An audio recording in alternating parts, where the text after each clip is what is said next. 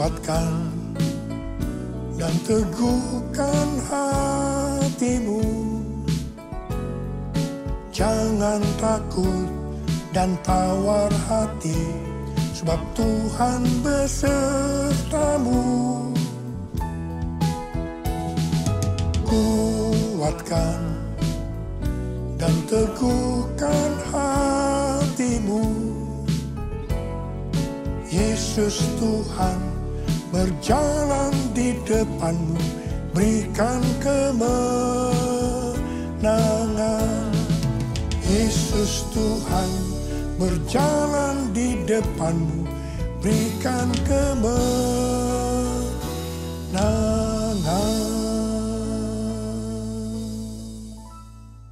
Memasuki tahun 2025 ini, pesan Tuhan kepada kita dalam Mazmur 27 ayat 14 yang berkata, nantikanlah Tuhan, kuatkanlah dan teguhkanlah hatimu. Nantikanlah Tuhan. Orang yang menantikan Tuhan adalah orang yang mengandalkan Tuhan. Orang yang berharap kepada Tuhan. Yeremia 17 ayat 5 dan 6 berkata, beginilah firman Tuhan, terkutuklah orang yang mengandalkan manusia, yang bersandar pada kekuatan manusia fana, dan yang hatinya menjauh dari Tuhan. Ia akan seperti semak gundul di padang belantara. Ia tidak akan melihat datangnya keadaan baik. Ia akan tinggal di tanah tandus di padang gurun, di padang garam yang tidak berpenduduk. Yeremia 17 ayat 7 dan 8 berkata, diberkatilah orang yang mengandalkan Tuhan, yang mempercayakan dirinya pada Tuhan. Ia akan seperti pohon yang ditanam di tepi air, yang merambatkan akar-akarnya ke tepi sungai, dan tidak takut akan datangnya panas terik, yang daunnya tetap hijau, yang tidak khawatir dalam tahun kekeringan, dan yang tidak berhenti menghasilkan buah. Memasuki tahun 2025, tahun yang penuh dengan ketidakpastian, bencana alam akibat perubahan iklim yang makin hebat, peperangan yang makin intens, krisis ekonomi yang semakin menjadi-jadi. Lebih dari itu, kita diingatkan bahwa kita sudah berada di akhir dari akhir zaman. Sesuai dengan 2 Timotius 3 ayat 1-9 dikatakan bahwa pada hari-hari terakhir akan datang masa yang sukar. Manusia akan mencintai dirinya sendiri dan menjadi hamba uang. Mereka akan membual dan menyombongkan diri. Mereka menjadi pemfitnah. Mereka akan berontak terhadap orang tua dan tidak tahu berterima kasih. Tidak peduli agama. Tidak tahu mengasihi. Tidak mau berdamai. Suka menjelekkan orang.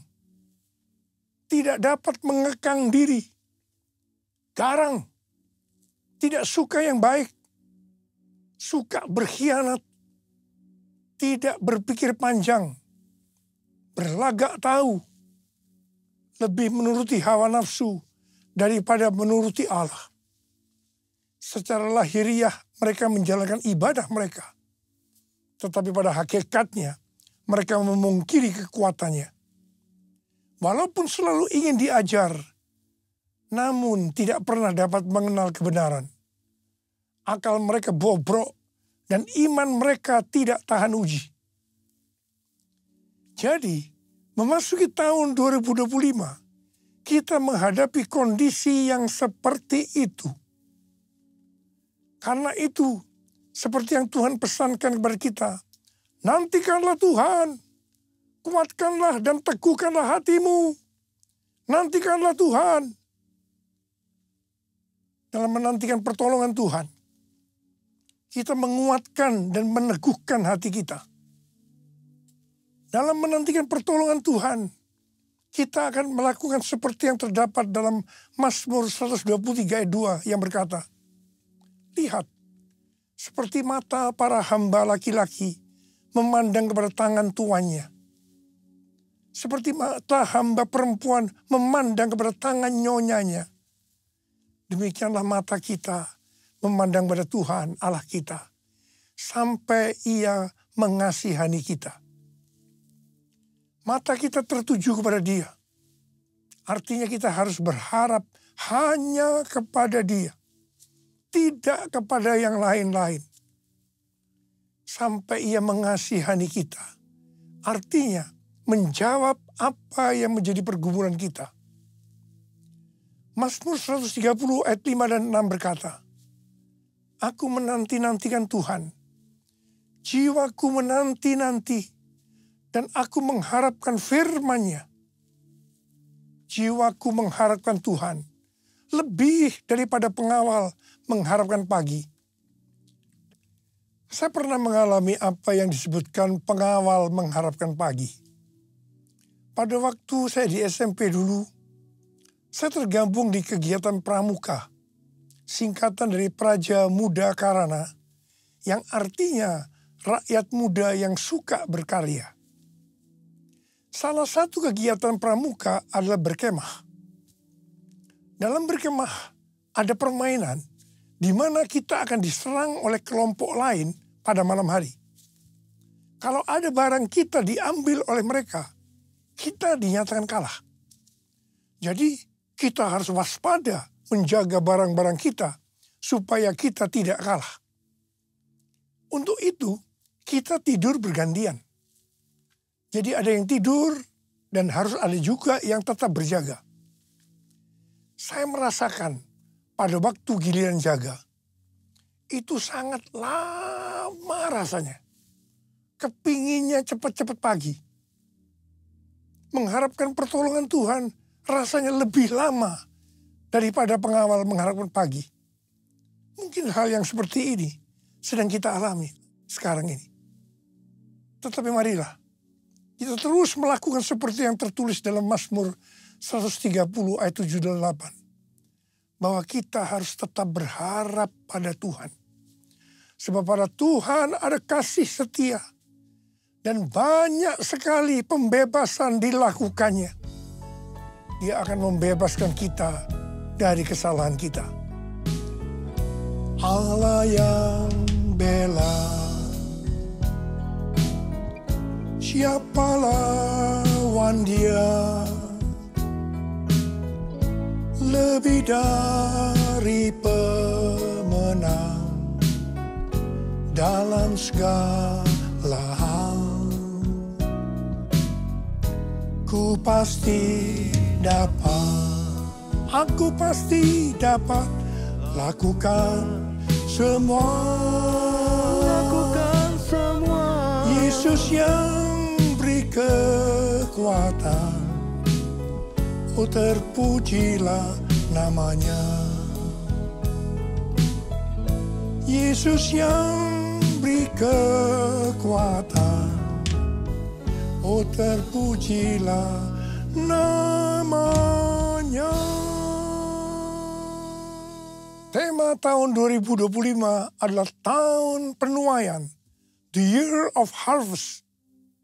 Ayat emasnya adalah Ulangan 11 ayat 13 dan 14 dan Yohanes 4 ayat 35. Sehubungan dengan tahun penuaian, kita akan membahas tentang dua hal. Yang pertama, jenis tuaian. Yang kedua, hal-hal yang harus diperhatikan dalam tahun penuaian. Mengenai soal jenis tuaian, Alkitab menggambarkan ada beberapa jenis tuaian. Yang pertama, tuaian jiwa-jiwa. Sesuai dengan Matius 9 ayat 36 sampai dengan 38. Maka jiwa-jiwa yang dimaksud adalah orang banyak yang tidak bergembala. Yaitu mereka yang belum kenal Sang Gembala Agung, yaitu Tuhan Yesus. Hari-hari ini Tuhan mengingatkan kita tentang tiga hal. Yaitu yang pertama, perhatikan tahun 2033. Yang kedua, harvest now. Yang ketiga, Jesus for everyone. Tuhan sedang berbicara kepada gerejanya di seluruh dunia. Bahwa tahun 2033, pada tahun 2033, setiap orang, everyone, akan mendapatkan kesempatan untuk berjumpa secara otentik dengan Tuhan Yesus melalui kuasa dan hadirat Roh Kudus. Rick Warren mendapatkan bahwa goal untuk menyelesaikan amanat agung adalah tahun 2033. Ketika Tuhan Yesus ditanya oleh murid-muridnya tentang tanda kedatangannya kembali, salah satunya Tuhan Yesus menjawab dari Matius 24 ayat 14. Injil kerajaan ini akan diberitakan di seluruh dunia menjadi kesaksian bagi semua bangsa. Sesudah itu barulah tiba kesudahannya. Jadi kalau Injil kerajaan sudah diberitakan di seluruh dunia menjadi kesaksian bagi semua bangsa, atau amanat agung sudah selesai, maka sesudah itu Tuhan Yesus datang kembali. Kata sesudah itu artinya tidak ada seorang pun yang tahu. Bisa 1 bulan, 1 tahun, 5 tahun. Tetapi yang jelas tidak akan lama. Sebab Tuhan Yesus berkata, aku datang segera. Saya tidak pernah berkata bahwa Tuhan Yesus pasti datang tahun 2033. Itu tidak alkitabiah.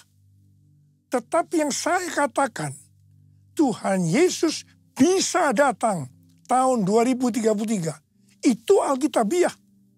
Karena Tuhan Yesus bisa datang sewaktu-waktu. Hari-hari ini penuaian jiwa yang terbesar dan terakhir sedang terjadi. Harvest now, Jesus for everyone. Tuhan Yesus berkata dalam Yohanes 4 ayat 35. Bukankah kamu mengatakan 4 bulan lagi tibalah musim menuai? Namun aku berkata kepadamu, lihatlah sekelilingmu dan pandanglah ladang-ladang yang sudah menguning dan matang untuk dituai. Memasuki tahun 2025, kita diingatkan kembali agar kita menyelesaikan amanat agung. Tugas utama kita sebagai orang percaya, sebagai seorang murid, tidak melihat apa profesi kita adalah menyelesaikan amanat agung. Hal ini sesuai dengan Matius 28 ayat 19 dan 20. Karena itu pergilah, jadikan semua bangsa muridku, dan baptislah mereka dalam nama Bapa dan Anak dan Roh Kudus. Dan ajarlah mereka melakukan segala sesuatu yang telah kuperintahkan kepadamu. Ketahuilah, aku menyertai kamu senantiasa sampai akhir zaman. Menyelesaikan amanat agung adalah menjadikan semua bangsa itu murid Tuhan Yesus. Hanya murid yang bisa memuridkan. Karena itu kita harus terlebih dahulu menjadi murid Tuhan Yesus. 1 Yohanes 2 ayat 6 berkata, siapa yang mengatakan bahwa ia tinggal di dalam dia, ia wajib hidup sama seperti Kristus telah hidup. Kalau kita hidup sama seperti Kristus telah hidup, maka kita akan menjadi serupa dengan gambarnya. Kita adalah murid-murid Tuhan Yesus. Jesus for everyone, Jesus for everyone, Jesus for everyone, Jesus for everyone, Jesus for everyone, Jesus for everyone, Jesus for everyone, Jesus for everyone. Mengenai jenis tuaian yang kedua adalah tuaian buah roh. Roma 7 ayat 4 berkata, sebab itu saudara-saudaraku, kamu juga telah mati terhadap hukum Taurat oleh tubuh Kristus, supaya kamu menjadi milik orang lain, yaitu milik Dia yang telah dibangkitkan dari antara orang mati, agar kita berbuah bagi Allah. Jadi kita yang telah dibebaskan dari kuasa dosa, hidupnya harus berbuah bagi Allah. Buah harus dituai. Artinya harus menghasilkan tuaian buah roh. Dengan kata lain, dalam hidup kita harus ada buah roh.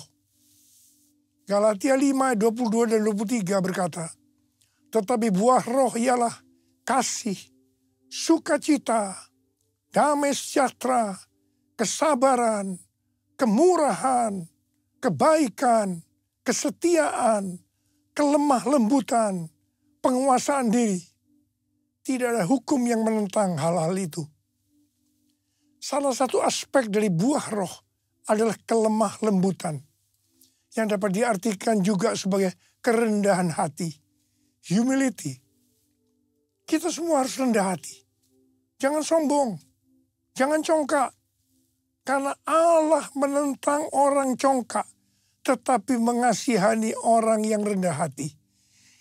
Ini dituliskan di 2 ayat, yaitu 1 Petrus 5 ayat 5 dan Yakobus 4 ayat 6. Ini berarti peringatan yang sangat serius dari Tuhan.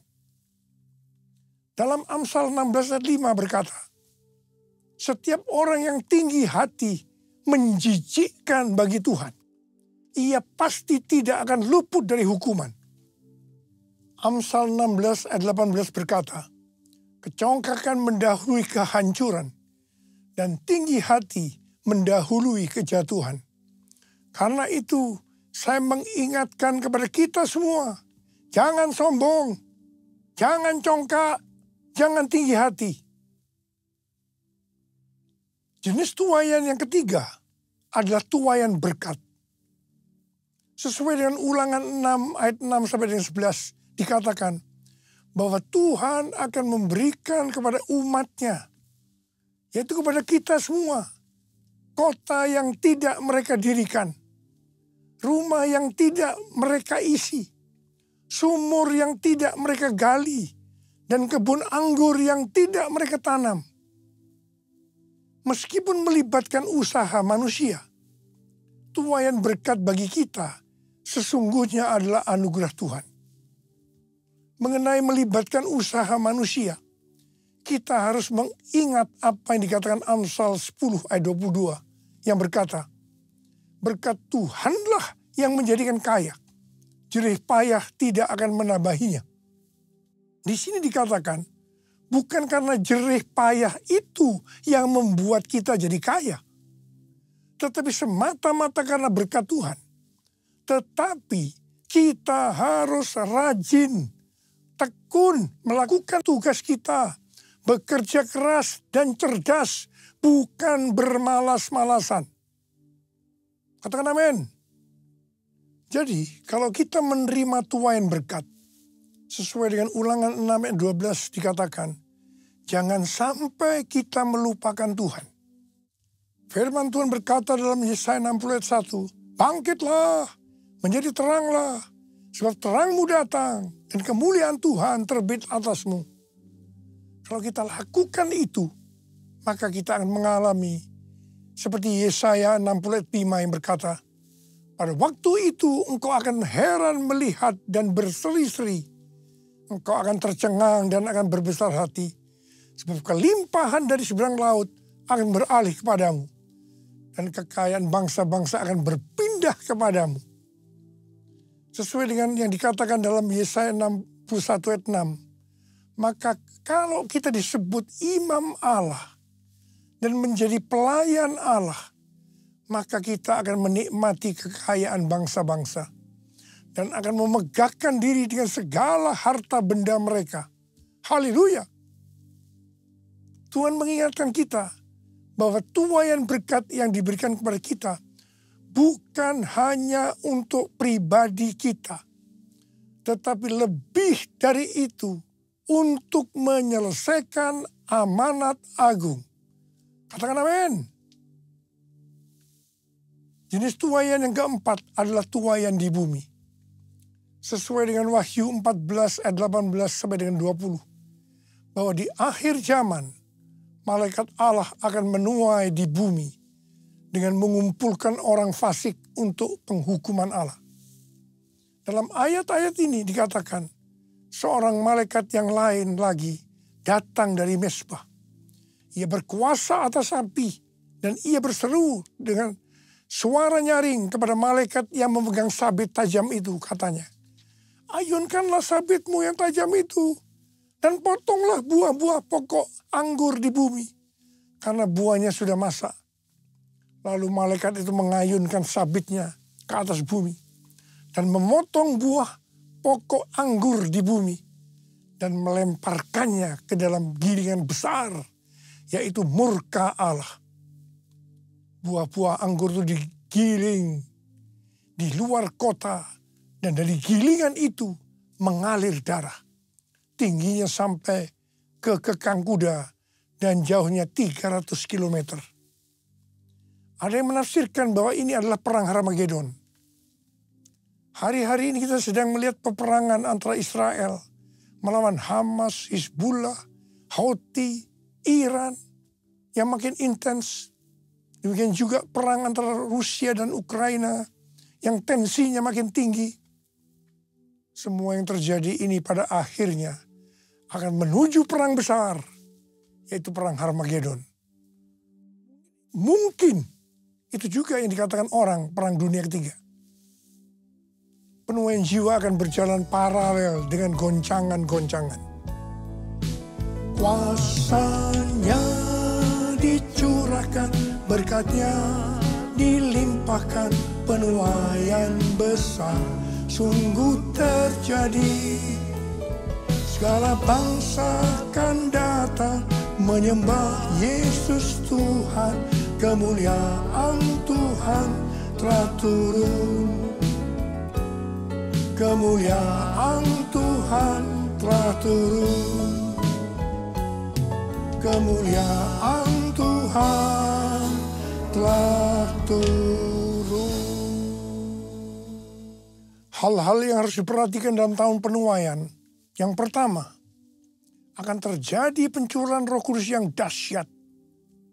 Panen dapat dituai apabila ada hujan awal yang fungsinya adalah untuk menggemburkan tanah. Dan hujan akhir yang fungsinya untuk menyiapkan tuaian. Ulangan 11 ayat 13 sampai dengan 14 berkata, jika kamu sungguh-sungguh mendengarkan perintah yang kusampaikan kepadamu pada hari ini, dengan mengasihi Tuhan Allahmu, dan beribadah kepadanya dengan segenap hatimu dan segenap jiwamu, maka ia akan memberikan hujan untuk tanahmu pada masanya. Hujan awal dan hujan akhir, sehingga engkau dapat mengumpulkan gandum, anggur, dan minyakmu. Yang dimaksudkan dengan hujan akhir adalah pencurahan Roh Kudus di hari-hari terakhir ini, yang akan mempersiapkan tuaian jiwa yang terbesar. Dan yang terakhir, itu adalah Pentakosta yang ketiga. Pada tanggal 23 sampai dengan 25 Oktober 2024, diadakan simposium Pentakosta ketiga di Church of God, Cleveland, Tennessee. Simposium Pentakosta ketiga artinya hanya membicarakan Pentakosta ketiga. Ini adalah hari yang bersejarah. Pertanyaannya, mengapa harus di Amerika? Hal ini sesuai dengan nubuatan C.D. Jacob bahwa gerakan Pentakosta ketiga dari timur ke barat dan kembali ke Yerusalem. Barat yang dimaksudkan adalah Amerika Serikat. Jadi dari Amerika Serikat, Pentakosta ketiga akan menyebar ke seluruh dunia. Yang kedua, hal-hal yang harus diperhatikan dalam tahun penuaian adalah hukum tabur tuai. Seperti yang terdapat dalam Galatia 6 ayat 7b sampai dengan 10 yang berkata, karena apa yang ditabur orang, itu juga yang akan dituainya. Sebab siapa yang menabur dalam dagingnya, ia akan menuai kebinasaan dari dagingnya. Tetapi siapa yang menabur dalam roh, ia akan menuai hidup yang kekal dari roh itu. Janganlah kita jemu-jemu berbuat baik. Karena apabila sudah datang waktunya, kita akan menuai jika kita tidak menyerah. Karena itu, selama masih ada kesempatan bagi kita, marilah kita berbuat baik kepada semua orang, tetapi terutama kepada saudara-saudara seiman kita. Memasuki tahun 2025, kita akan menuai apa yang ditabur tahun 2024. Saya berdoa supaya kita menuai yang baik, karena kita menabur yang baik. mengawali tahun 2025, saya ajak saudara untuk mengangkat tangan kita. Dan kita katakan bersama-sama, Hosana, Hosana di tempat yang tinggi. Hosana, Hosana di hati yang suci. Hosana, Hosana, Hosana di tempat yang tinggi. Hosana, Hosana di hati yang suci. Di hati yang suci. Mari berbahasa roh, sembah Dia.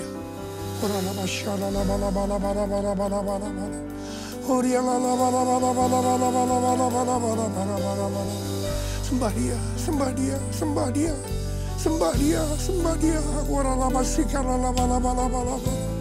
Tuhan, kami berdoa buat anak-anak-Mu Tuhan, memasuki tahun 2025. Curahkan pengurapan-Mu pada kami semua Tuhan.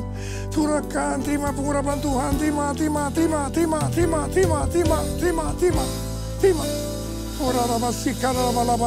kasih. Tuhan, kami berdoa, biarlah apa saja yang dikerjakan anak-anak-Mu tahun 2025, semuanya berhasil. Yang percaya, terima dengan berkata, amin. Kita akan masuk dalam perjamuan kudus. Kita akan mengingat ayat ini. Sebab setiap kali kamu makan roti ini dan minum cawan ini, kamu memberitakan kematian Tuhan sampai Ia datang. Perjamuan kudus adalah perjamuan Tuhan Yesus sendiri.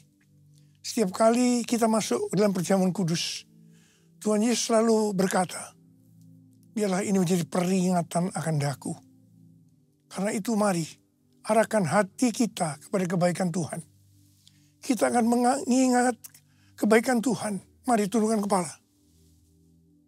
Bapa, siapakah kami sebelum kami mengenal Engkau? Kami semua orang berdosa. Upah dosa adalah maut, mati. Tapi Engkau yang tidak berdosa telah dijadikan dosa oleh karena kami. Engkau harus turun dari sorga mulia, mati ganti kami dengan penderitaan yang luar biasa. Sungguh kalau kami pikirkan betapa baiknya Engkau ya Aba. Engkau jadikan kami sebagai anak-anak-Mu. Engkau tuntun, Engkau bela, Engkau berkati, Engkau lindungi, Engkau tegur juga kalau kami salah. Engkau sembuhkan kami, terima kasih. Itu Engkau ya Aba. Itu Engkau ya Aba. Tuhan akan memberkati kita melalui perjamuan kudus. Tapi Tuhan mau kita makan dan minum dengan cara yang benar. Karena itu sekarang masing-masing introspeksi. Lihat keadaan dirimu masing-masing. Renungkan apa yang selama ini kita lakukan tahun 2024. Kita akan masuki tahun 2025. Segala hal yang tidak berkenan, yang mungkin belum diselesaikan dengan Tuhan, mari kita selesaikan saat ini. Minta ampun, minta ampun. Kalau ada hal-hal yang belum diselesaikan, minta ampun. Ampuni saya Tuhan. Ampuni, ampuni, ampuni ya Tuhan, ampuni. Bapak terima kasih. Bapak terima kasih. Engkau melihat anak-anak-Mu yang sedang menyelesaikan segala sesuatunya dengan Tuhan. Kami akan masuk dalam perjamuan kudus, Abah. Terima kasih. Kami akan masuk dalam perjamuan kudus dengan hati yang penuh ucapan syukur dalam nama Yesus. Amin. Saudara, mari angkat roti di tangan kanan kita tinggi-tinggi. Sebab apa yang telah kuteruskan kepadamu telah aku terima dari Tuhan. Yaitu bahwa Tuhan Yesus pada malam waktu Ia diserahkan mengambil roti.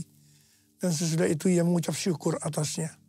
Ia memecah-mecahkannya dan berkata, inilah tubuhku yang diserahkan bagi kamu. Perbuatlah ini menjadi peringatan akan aku. Saya dikasih Tuhan, bukankah roti yang kita pecah-pecahkan ini adalah persekutuan kita dengan tubuh Kristus. Mari kita makan dalam nama Yesus.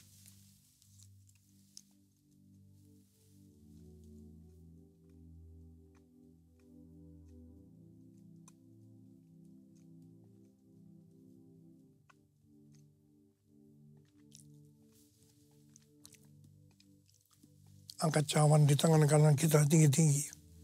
Mungkin juga ia mengambil cawan sesudah makan lalu berkata, cawan ini adalah perjanjian baru yang dimeteraikan oleh darahku. Perbuatlah ini setiap kali kamu meminumnya menjadi peringatan akan aku. Sudah dikasih Tuhan, bukan cawan pengucapan syukur. Yang atasnya kita ucapkan syukur adalah persekutuan kita dengan darah Yesus. Mari kita minum dalam nama Yesus.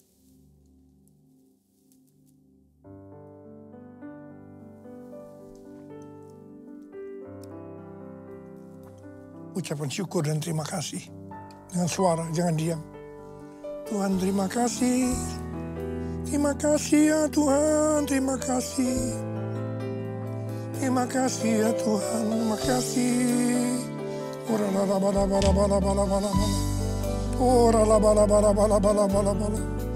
Tuhan, saat ini Tuhan kau melihat anak-anak-Mu, kau tolong mereka. Saat ini kau sedang menyembuhkan yang sakit, sedang membebaskan yang terikat, menghibur yang susah, menguatkan yang lemah, memberikan pengharapan-pengharapan yang baru bagi yang datang dengan keadaan putus pengharapan. Tuhan, berkati anak-anak-Mu, kasihani mereka Tuhan, kasihani mereka. Tuhan terima kasih, Tuhan terima kasih, terima kasih. Terima kasih Yesusku, terima kasih Yesusku, puji syukur hanya bagi Tuhanku. Terima kasih Yesusku, terima kasih Yesusku, puji syukur hanya bagi Tuhanku. Terima kasih Tuhan. Terima kasih Yesusku, terima kasih Yesusku, puji syukur hanya bagi Tuhanku. Terima kasih Yesusku, terima kasih Yesusku, puji syukur hanya bagi Tuhanku. Puji syukur hanya bagi Tuhanku.